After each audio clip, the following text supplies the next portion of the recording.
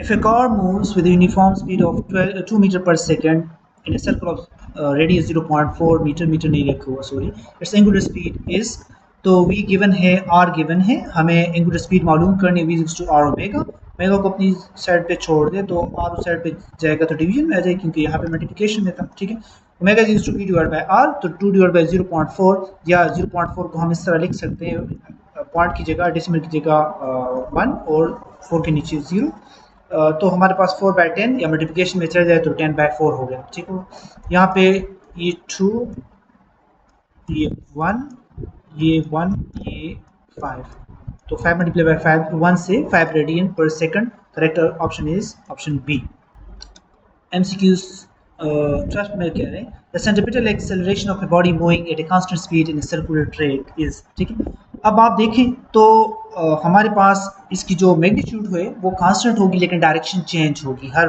Point पे इस point पे आप देखिए डायरेक्शन ये है इस पॉइंट पे जब आप आ जाएंगे तो एक्सेलरेशन की डायरेक्शन इस तरह हो जाएगी जो हमारे पास ठीक है और इस तरह जो वेलोसिटी की वो टेंजेंट टू द सर्कल हो जाएगी इस तरह हर पॉइंट पे एक्सेलरेशन की डायरेक्शन जो है वो चेंज होती जाएगी तो हमारे पास इसका करेक्ट ऑप्शन है बी 13 में कह रहे हैं if the speed of a moving particle decreases the wavelength associated with it will dash ठीक है टी ब्रॉगली का इक्वेशन है lambda is equals to h divide by mv तो हमारे पास वेवलेंथ और वेलोसिटी के बीच इनवर्स रिलेशन चल रहा है मतलब एक अगर बढ़ेगा तो दूसरा कम होगा तो अगर वेवलेंथ हमारे पास स्पीड डिक्रीज हो रही तो वेवलेंथ इंक्रीज होगी तो correct option is a Frequency of a traveling wave is 2000 Hz. Its speed is 300 meter per second. What is its wavelength? Frequency आपको given है, ठीक है? आपको speed भी given है.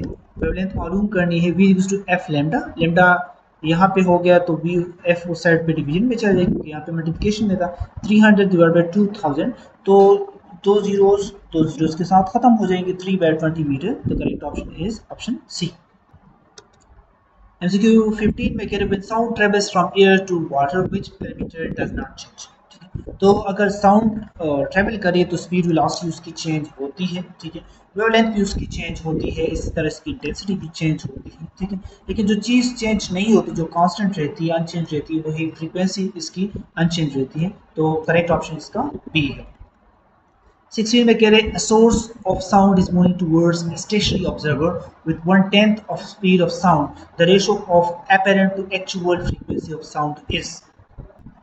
अच्छा तो स्टेशनरी हम एक बंदे को ले लेते हैं और बाजा कोई बंदा लेके आ रहा है ठीक है तो इसकी जो स्पीड है वो 1/10 of the speed of sound है तो उसको हम रिप्रेजेंट करते हैं v not equals to v by 10 से रिप्रेजेंट करते हैं ठीक है तो apparent frequency divide by the actual frequency क्या होगी तो हमें पता है क्वेश्चन हमारे पास ये है v नॉट की जगह आपने v बाय 10 आपने लिखना है ठीक है तो इसका एलसीएम ले लो तो यहाँ पे 10 मल्टीप्लाई कर लो यहाँ पे नीचे भी 10 हो जाएगा और इसके साथ ऊपर भी 10 हो जाएगा जिस तरह यहाँ पे 10v माइनस v से 9v डिवाइड बाय 10 आता है तो अब ये जब ऊपर चला जाएगा मतलब मल्टीप्लिकेशन में चला जाएगा तो ये हमारे पास हो जाएगा ये 10 ऊपर चला गया 9v नीचे तो हमारे पास v के साथ ख़त्म हो गया तो 10/9 एफ नॉट हो गया हमारे पास एफ सी हमने रेशो मालूम करनी एफ नॉट यहाँ पे मल्टीप्लिकेशन इस साइड पे डिवीजन में F C divide by F not is equals to 10/9 तो करेक्ट ऑप्शन इसका ऑप्शन ए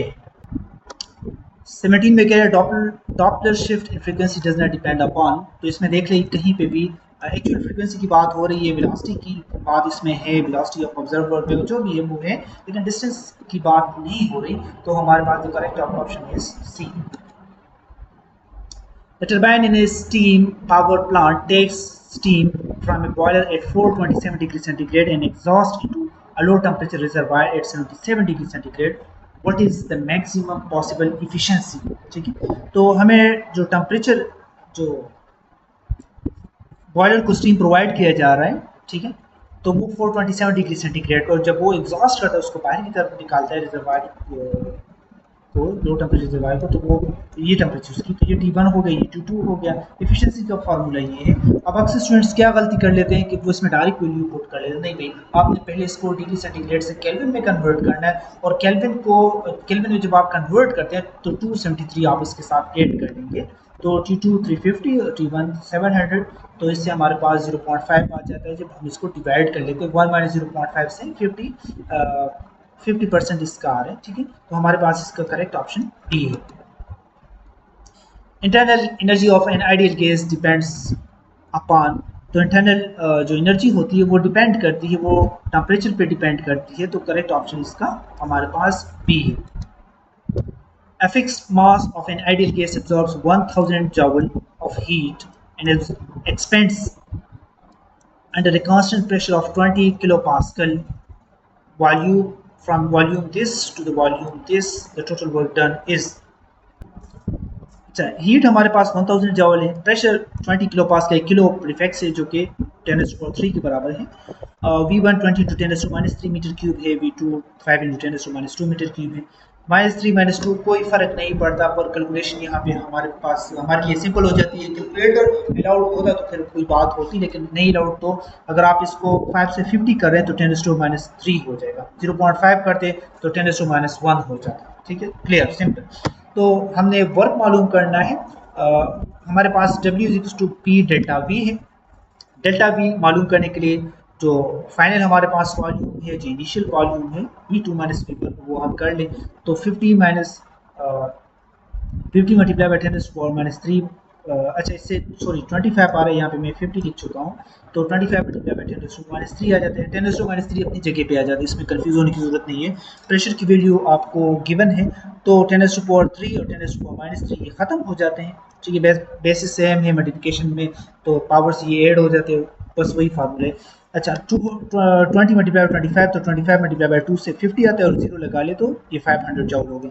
अगर ये पूछते हैं हमसे कि आप इस तरह करें कि हीट गिवन है और आपने इससे मालूम करें इंटरनल एनर्जी, तो ये जो वर्क मालूम हो गया, तो इसकी वैल्यू फिर यहाँ पे पुट करनी थी, इंटरनल एनर्जी मालूम कर, तो ये एक्स्ट्रा ही एक MCQs के लिए, ताकि आपको समझ आ जाए, ठीक है।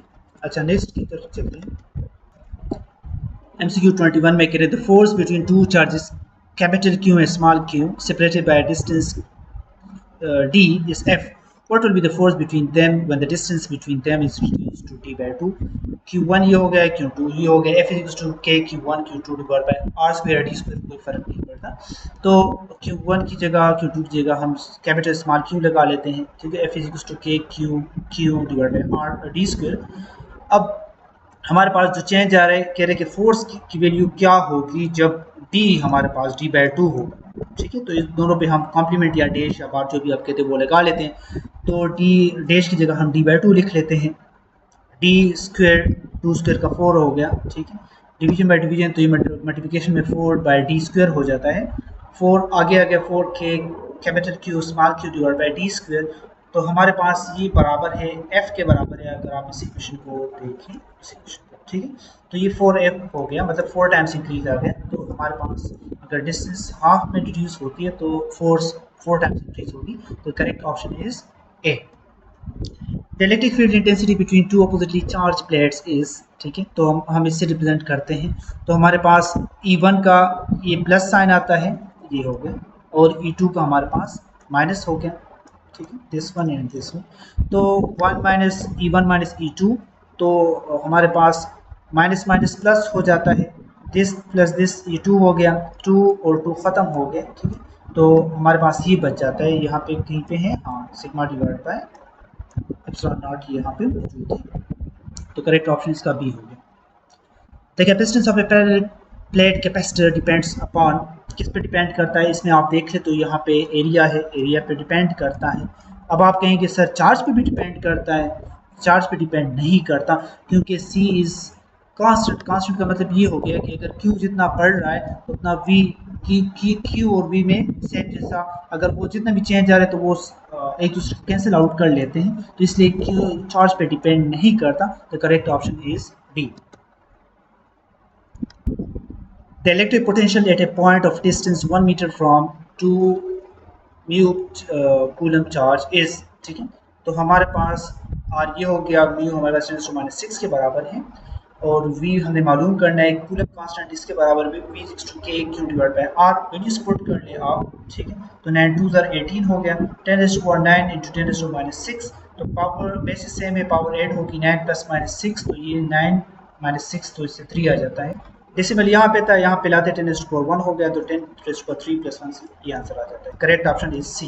कुछ MCQs इस पार्ट में डिस्कस हो चुके हैं। अगर आपको कोई भी क्वेश्चन हो, कोई भी कन्फ्यूजन हो तो आप कमेंट सेक्शन में पूछ सकते हैं। इंशाल्लाह बाकी वीडियोस बहुत जल्द आ रहे हैं। अपना बहुत बहुत ख्याल रखिएगा। अल्लाह हाफिज़। अस्सलाम वालेकुम।